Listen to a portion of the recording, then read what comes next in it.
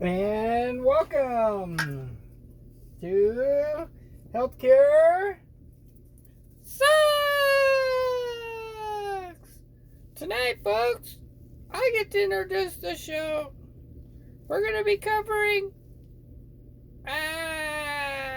enough of that funny stuff. Here's Troy. Well, I told you he'd be making the scene now and then. You gotta have some humor, right, guys? Anyway, now we're gonna dive into. There's not much humor going on in reality out there, guys. There's a bunch of tapping it down, things like that. I'm gonna jump right to it. At the press conference with Mr. T, you heard the little scrunchy-looking dude that seems to be talking a lot, and he's with the allergy and something or other commission. Anyway, the short little guy, he, oh, you cannot be reinfected. No worries. No worries here. Nothing to see. It's not nothing to worry about. Just keep going to work, keep paying your taxes, and everything will be all right. Have a cheeseburger for lunch, and you'll feel just fine. Well, the truth of the matter is, we're not all feeling just fine. As a matter of fact, we know it's not very good, and we know it's spreading. We know, number one, when you issue a gag order, the gag order is because you're blocking the truth from getting out. And they're fearing because the truth will get out, and the stock market's having issues, guys.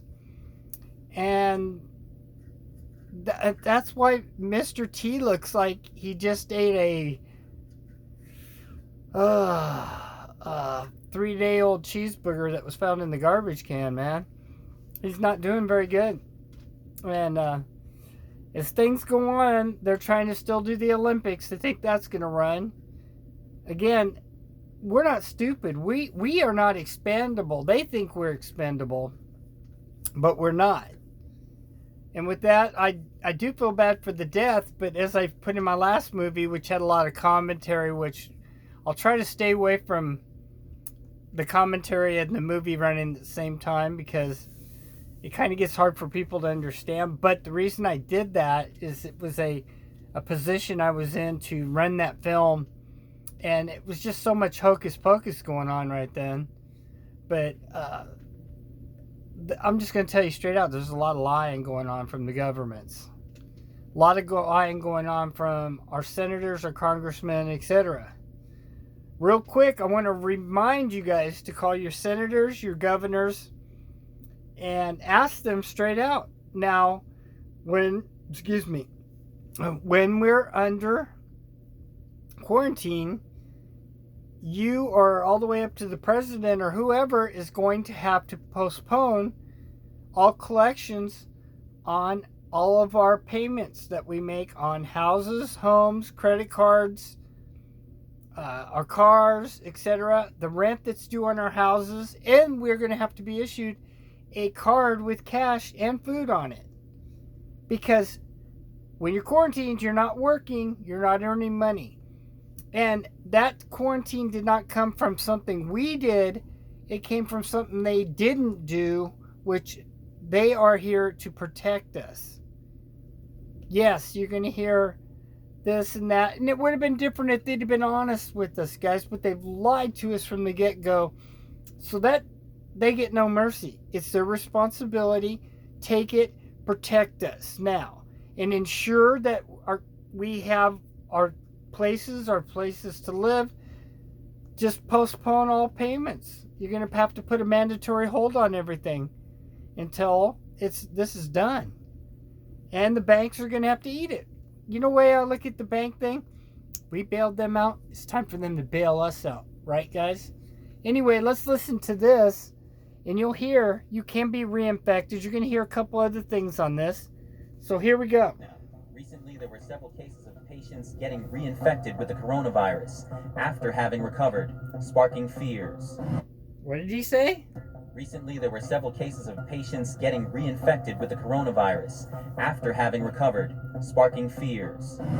A frontline medic One more tells us time, what did he say? In China, recently there were several cases of patients getting reinfected with the coronavirus after having recovered, sparking fears. A frontline medic tells us what he saw. And one more time. Recently, there were several cases of patients getting reinfected with the coronavirus after having recovered, sparking fears. A frontline medic tells us what he saw working at China's coronavirus outbreak epicenter, the pain of seeing patients die, and concerns of catching their own infection. The Taiwanese government has detected large amounts of fear-mongering rumors circulating online, and they say many have links to mainland China. Meanwhile, in North America, rumors are spreading through the Chinese messaging app WeChat, causing panic in the Chinese-American communities. Hong Kong police arrested 3 prominent members of the city's democratic movement today. They include local publishing tycoon Jimmy Lai and 2 former pro-democracy legislators. Welcome to China in Focus. I'm your host, Tiffany Meyer. In China recently, there were several cases of patients getting reinfected with the coronavirus after having recovered. One of them is the first confirmed case in the city of Zhuzhou, over 400 miles away from Wuhan. The patient recovered and was released from the hospital on February 9th. He then stayed in a hotel for 15 days under quarantine.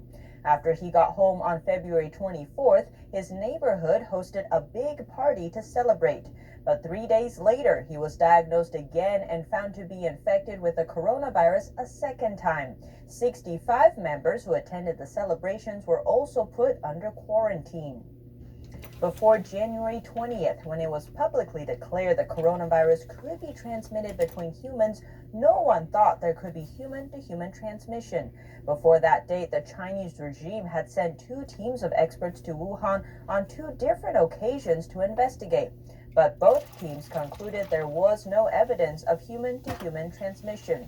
One expert explained that whenever he went, the doctors all told him there were no cases among medical staff. But later, media reports revealed there were already many instances of medical staff being infected. So why was this? The expert explained why his team wasn't able to do anything. After arriving in Wuhan, the team received instructions from higher-level officials saying that the local authorities are in charge and that the team was only there to offer help. His team arrived on January 8th in Wuhan. But the former mayor of Wuhan said in an interview with state-run media that the local authorities couldn't make a decision themselves until January 20th. 年月20号，国务院召开常务会议，确定了这个病作为一类传染病，并进行甲类传染病的管理，而且要求属地负责。 And the local authorities were to be in To take charge. responsibility for the time between January 8th to the 20th in Wuhan. Now to China's transparency about the outbreak. There were 2 different diagnosis criteria in Wuhan at the beginning of the outbreak. This caused many people in China who were infected not to be counted. According to a Chinese state-run media outlet, at the beginning of January, many hospitals in Wuhan received a booklet about diagnosis criteria. According to the booklet, on top of the clinical symptoms, patients must have had contact with Wuhan's animal market and a fever over 38 degrees Celsius, which is over 100 degrees Fahrenheit. Some doctors said many patients who, according to their clinical symptoms, were infected with the virus did not have the chance to use a virus test kit. Why? Because they had not been in contact with the animal market or had a body temperature lower than 38 degrees Celsius. But a second booklet, the so-called Green Book, did not include those 2 criteria. So based on this booklet, many more patients should have been confirmed to have the coronavirus. Both booklets came from the Wuhan Health and Medical Commission, but China's Health and Medical Commission denied issuing the first booklet, saying they only issued the second one.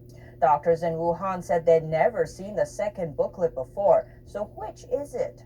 On February 26th, there were 10 confirmed cases in Beijing, which aroused strong reactions among Chinese netizens. The official announcement exposed the address of the 10 people's workplace, but did not name the institution. Netizens searching for the address found an old announcement from the Cybersecurity Administration of China from last year. The announcement showed that the address belonged to the National Internet Emergency Center.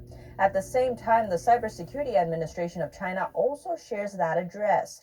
The two centers share the same employees, they just have two different names.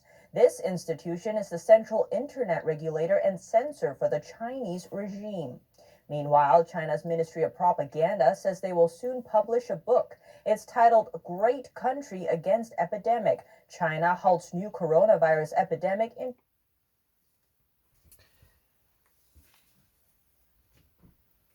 We've just heard some interesting things about what's going on. We're going to hear some more tonight. I do want you to keep in mind, if you did not watch the films on factory cities, basically factories that are so big they're like little cities, and they have people that stay there except for maybe a vacation once or twice a year. These things can be retooled to make anything from masks to medicines to AR-15s to waffles machine, taco waffle machines. It's something new from T's. A taco waffle machine. You can do the taco, you can do the waffle, or you can do the taco waffle. Anyway, sorry guys, one of those boo-boo things. Those can be retooled, which as a machinist, basically they retool the things they can produce and make things. We have not heard any. I've extensively searched, even through all my connections, to try to find any information that those cities are still up and running. It's to my belief they are still up and running. Just like the mystery around why there's no pictures of military Chinese government officials sick or military sick. There's no emperor's family sicknesses. Even if you go with the other side and say, "Oh, they're just hiding it and they don't want it to get out." No. This thing. Remember where this is. This thing was this is a bioweapon that they went in. They 12 monkeyed around with it. And for one reason or another, I've went into several options how this has went on my previous videos. 1,000 yards from the market, this thing got loose, supposedly. With that being said, it's very suspicious how this thing is spread and has spread now from country to country, now to the U.S. We know for a fact in South Korea, there was a super carrier, they're calling them, people that carry. I put to you, there's more than one super carrier. Think about war back when the Cold War was on and there was deep peoples in the U.S. and we had peoples in Russia and etc. Sleeper cell kind of situations. What if, I put to you tonight, that this thing's being spread intentionally, that's right, intentionally by China, and that they've already had the vaccine and the antivirus since the beginning of this and given it to their military, the workers at these factory cities, and they have used it, I believe, this is one possibility, to spread the virus to make countries weak, especially the United States, which now it's here. We're going to see how this ball's going to roll real quick now. While feeling sorry for them, we're sending all of our supplies. I've went into this before. All of our supplies, the masks, the medicines from all countries back over there because they're so without. I put to you, they're not, and they never have been without. They may have pretended to be without, but I guarantee you there is factories and store warehouses full of this stuff. and they did it intentionally to drain our reserves, then we contacted them and said, well, once we get this under control, if we need some things, are you going to ship it back to us? And they basically said, no, they're not. They're not going to ship it to anybody. So I know with getting off track with this scenario with you real quick, but let's just say that this was the idea from the beginning. Then once people are down and they're ill, they're weak, Invasion USA syndrome scenario. It's just a thought. Now, if that turns out to be, only time will tell. The other scenario is, bottom line, it is whether they put it out intentionally or didn't, or it got out and they didn't destroy the animals at the bioweapons lab there in Wuhan. 1,000 yards away was the meat market. Some guy or girl took the remains, which they're supposed to cremate, and gave it to the market. The market spread the stuff, and now we're in that scenario. But there's no doubt that this thing is a bioweapon, guys. Get real. And it's a nasty one. It's already mutated and shifted between people, humans, back and forth. If you go over and check out Dr. John Campbell, his video today was really informative. You should go watch it.